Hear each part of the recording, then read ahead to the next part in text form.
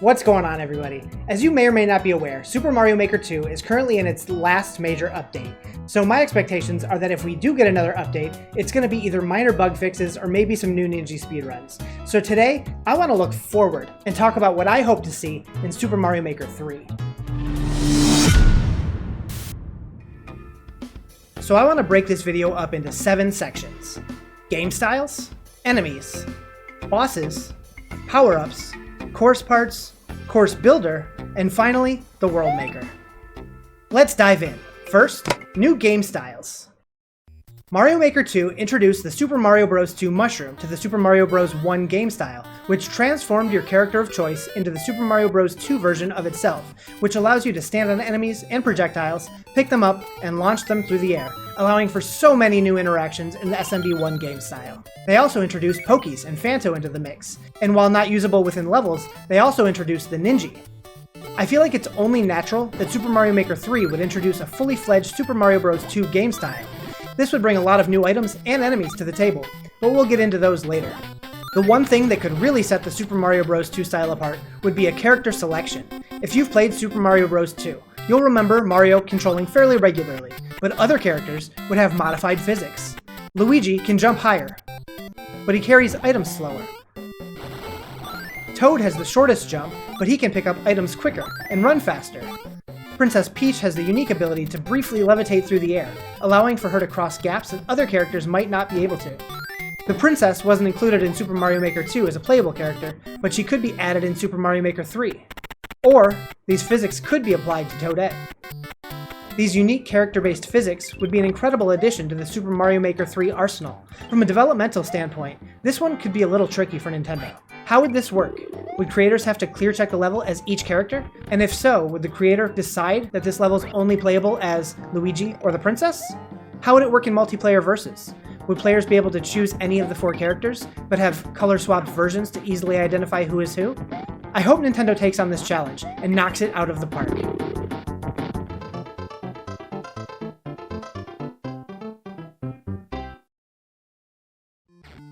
Next up, Mario Maker 2 also included a lot of course parts and items from the Super Mario Land franchise, like Swinging Claws and Super Ball Flowers. So it would make sense if they added this game style as well. They currently don't have any Mario franchises represented from the Game Boy, and unlike its predecessor, Super Mario Land 2, 6 Golden Coins, looks like it could fit right in with the Super Mario Maker styles. Similarly to Super Mario Bros. 2, this would bring new power-ups and enemies with it, but we'll address those when we get there. My last idea for a new game style is a bit out there, and I don't really expect it, but they brought 3D World to a 2D game, so let's send Super Mario Maker 3 on an Odyssey.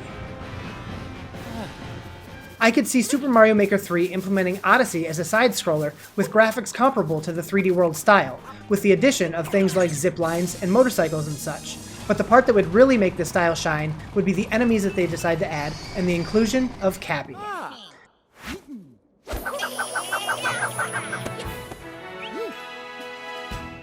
Throw your hat onto the enemy and become that enemy with unique abilities. Yeah, come on.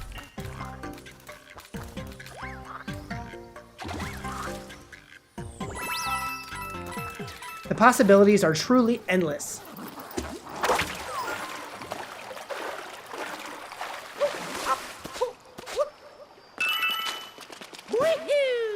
Needless to say, this would likely fall under the additional game styles that wouldn't be compatible with other styles within the Course Maker, but Odyssey would be incredible. Next up, let's move on to enemies. If I'm wishing for a Super Mario Bros. 2 game style, we'll start with the SMB2 enemies. First up, Shy Guy.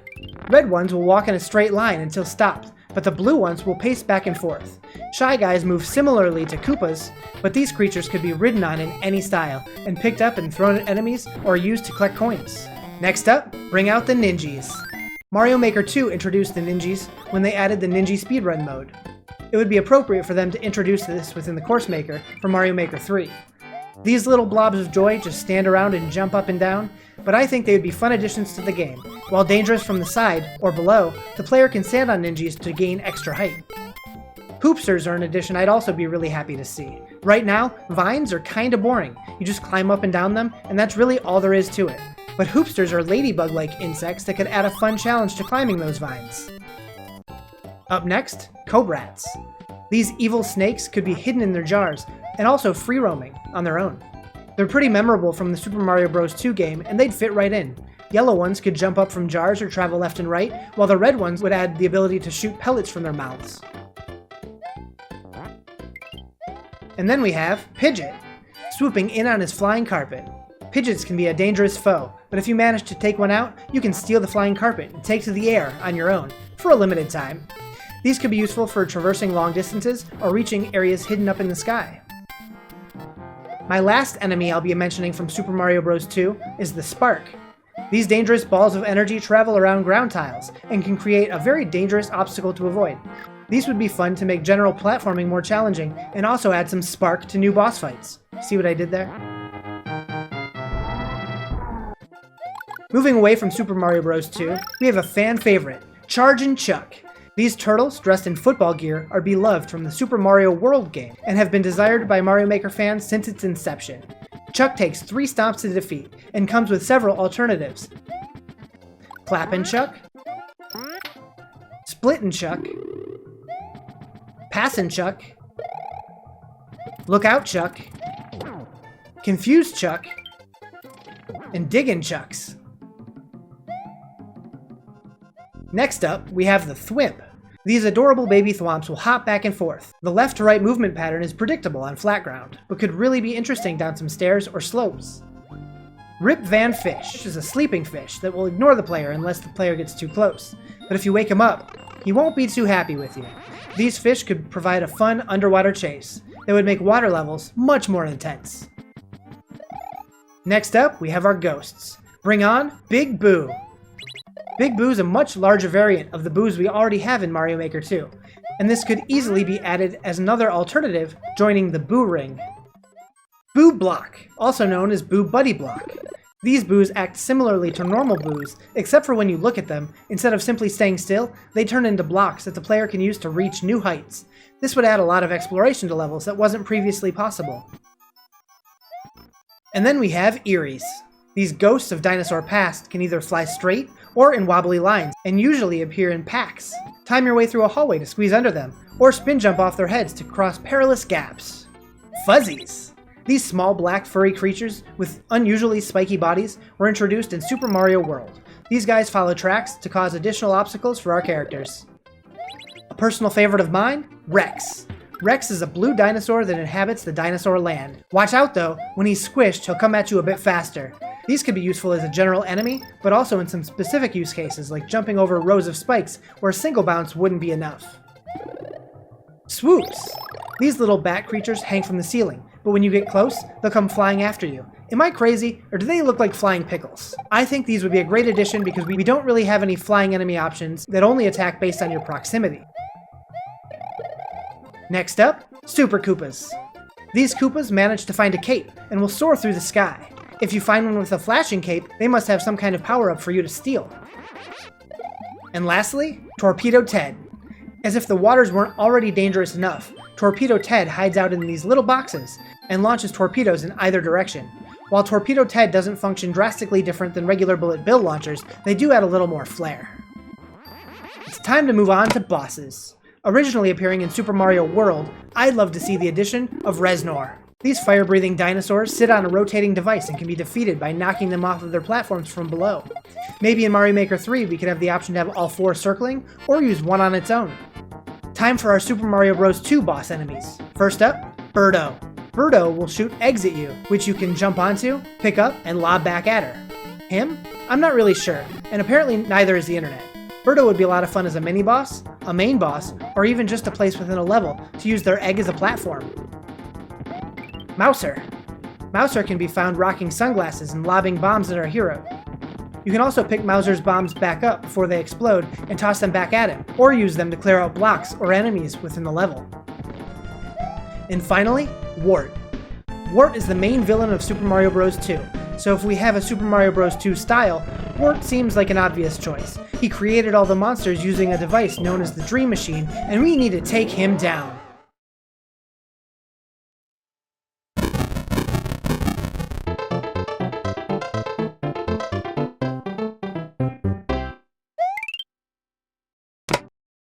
Let's move on to power-ups. The stopwatch. This small clock power-up can be used to add additional time to complete the level. This could make for some really fun speedrun levels. From Super Mario Land 2, the carrot. This carrot will give the character bunny ears and allow them to fall at a much slower, safer rate. Wanted for some time by Mario Maker fans, we have the Ice Flower. Use the Ice Flower to trap enemies in a cube of ice, or turn the surface of water into a solid to walk across. From Super Mario Bros. 3, let's see the Tanuki suit. This suit gives the same flying attributes as the leaf, but additionally, the Tanuki suit allows you to turn into a stone statue where enemies will bypass you entirely. Next up, blue and yellow Yoshis. In Mario Maker 2, we saw the addition of red Yoshis, so Mario Maker 3 could round out the rest of the family. Yellow Yoshis have thunderous stomps that knock enemies off their feet, and blue Yoshis can reach to new heights with the ability to fly. And lastly, but certainly not least,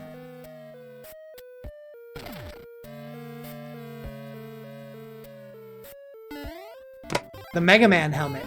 Super Mario Maker 2 introduced the Master Sword power-up and brought us Link, so I'd love to see Mario Maker 3 up the ante and introduce a new hero to the fold. Mega Man can show up in the Super Mario Bros. 3 style and has a unique arsenal of abilities, including his Mega Buster shots, both normal and charged up, a slide ability, and his companion, Rush, who will allow Mega Man to spring over obstacles he couldn't on his own. Time to move on to course parts. The first thing I'd like to see, which has been craved for a long time, is placeable water, lava, and quicksand. These could be implemented similarly to semi-solid platforms and would add a lot of variety to levels. Climbable semi-solids. We saw the introduction of this in Mario Maker 2 with the cat power-up, but I'd like to see this implemented into all game styles alongside of climbing enemies. Remember in Super Mario World where you could climb on chain link fences and knock out Koopas from the other side? We want it! Next, countdown platforms. 5, 4, 3, 2, 1. Oh no! These time platforms will fall after so much time has passed, clearly indicating how much time is left on the platform. This would make for many unique challenges. Then, we have directional change platforms. Wait, it's going the wrong way. We need to go up. Jump on it and up we go. These can be useful to make progress through a level or to find some secrets. How about another method of changing directions? What about the wedge blocks? These pink triangular blocks from Super Mario World don't do anything special if you walk or jump on them, but run at them and you'll find yourself running up the wall. And how about a Super Mario Maker exclusive version of them that allows you to continue your momentum onto a ceiling? Or maybe we can get an even more wild version in night stages and allow them to rotate the entire world, and quickly turn a horizontal level into a vertical one. So many possibilities.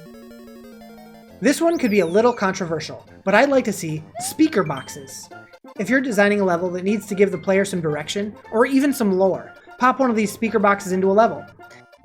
Next up, blue throw blocks. Grab one of these blocks and hurl it at your enemies. Once you grab these blocks, they will fall apart after a short time, so use them quickly. Green bean platforms. These springy green beans can be used to elevate our character to new heights. The height you bounce is dependent on where you jump on the platform. Get close to the edge to achieve the most height. Next, the ball and chain, also known as spinners. These large balls can be a major obstacle for our character to avoid. Their center block can, and often is, required to be stood on to get past these. Ropes. These ropes hang from a device that follows a track, that similarly to vines Mario can hang from. And then we have chainsaws. These saws also follow tracks, and will try to slice our hero into bits. So that's a list of course parts I'd like to see, but let's talk about a few things I'd like to see in the course builder itself. These changes would be huge to the way that levels are currently designed. First up, better categorizing of levels. When uploading a level, the creator should have the ability to indicate what type of gameplay this level was created for. Single player, multiplayer co-op, or multiplayer versus. Next, both the main world and subworld can be either horizontal or vertical. It's frustrating when you want to make a vertical level but are forced to have the players enter a pipe to get there. But I know what you might be thinking. If you make the main world vertical, you'd only have to travel a short distance to get to the flagpole at the end, right? Well, not if they implement my next idea. Placeable start and goal. Allow us to move the starting box the players spawn in. Do we want to start at the bottom left of our world or the top right? Do we want the flagpole at the top right of the level or the bottom center? Speaking of the goals, customizable course goals. Have you ever built a level where you really wanted it to be a castle level, but wanted the goal to have a finish gate instead of the axe? Or you want to have the level finish with an orb instead of a flagpole? Let us change which kind of exits our course uses. And while we're at it, multiple course goals. Let's see the option to place an extra goal within our level. Mario Maker 1 and 2 have always seen creators including true endings to their level. Give us the option to place multiple exits within the levels. Speaking of multiple course goals, let's move on to the World Builder. With multiple course goals, this would give us the perfect opportunity to give us branching paths from our levels, as first seen in Super Mario World. Courses with 2 exits show up red on the world map, where courses with only 1 exit show yellow. Find shortcuts through your world or bonus stages to make the trip easier. How would bonus stages make the world easier? Let world creators decide if the player can keep power-ups between levels. From a technical standpoint, this one could be tricky, as levels could only be beatable if you keep a certain power-up from a previous level, which could cause issues when trying to play the level standalone. It's possible that these types of levels could only be available in the world they were designed for. I'll let Nintendo figure that one out. But if we're going this route, and power-ups are going to be more important in Super Worlds, give us more additional minigames like the Claw Game or Fuse Room from Super Mario Land 2. And let us keep the items we obtain through these minigames in a power-up bar similarly to the one we had in Super Mario Bros. 3. Of course, if we're expanding the World Builder mode, we'd also want to see more game styles for the overworld. If we have a Super World with all 3D World levels, or all Super Mario Land levels, we'd want to see world maps to reflect this. Last, and this really applies to every section of creation, give the creators more control. When building worlds, allow the creator to determine not only how many lives they start with, but if the player loses all their lives, will they start right back on the level they left off at? Or will they move back to the last castle or ghost house level they cleared? Or will they lose all of their progress in the current world? So in conclusion, I cannot wait to see what Nintendo decides to add to Super Mario Maker 3. I've put so much time into 1 and 2 that when 3 comes out, I'm sure I'm going to be jumping in headfirst. If you like this video, make sure to hit that subscribe button and ring that notification bell if you want to get updated when I post new stuff. If you feel like I missed anything in this video, make sure to drop a comment down below. And while you're down there, check out my description where I post all my social media links. So if you want to come say hi on Twitch or follow me on Twitter, they're all down there. And as always, thank you so much for watching.